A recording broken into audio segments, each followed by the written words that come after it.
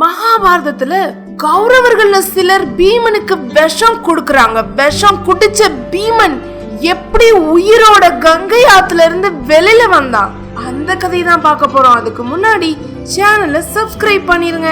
100 கௌரவர்களும் 5 பேர் பாண்டவர்களும் ஒரே குருகுலத்துல ஒரே ஆசிரியர்கிட்ட கல்வி கத்துக்கிறாங்க.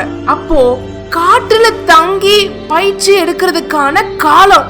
இந்த 105 பேரும் குருவும் சேர்ந்து காட்டுக்குள்ள போறாங்க.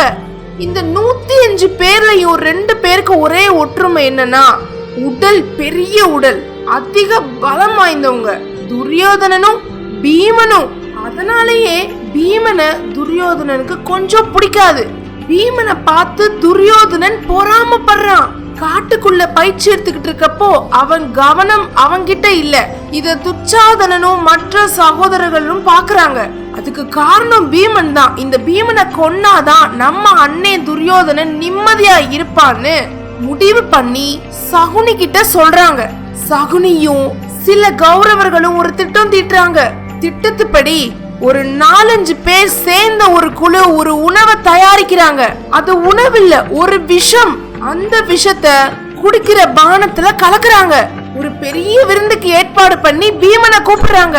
பீமா, நீ சாப்பிடறத பார்க்கவே ரொம்ப அழகா இருக்கும், உனக்காகவே இந்த ஸ்பெஷலான சாப்பாடு ரெடி பண்ணிருக்கோம்னு சாப்பிட சொல்றாங்க.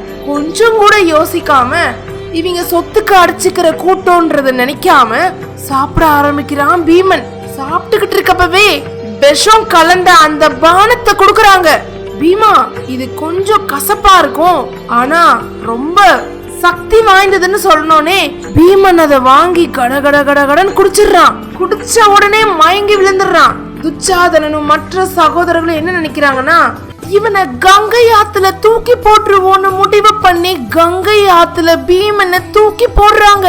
அதுக்கப்புறம் என்னாச்சு பார்ட் 2ல பாப்போம். அதுக்கு முன்னாடி சப்ஸ்கிரைப் பண்ணிருங்க.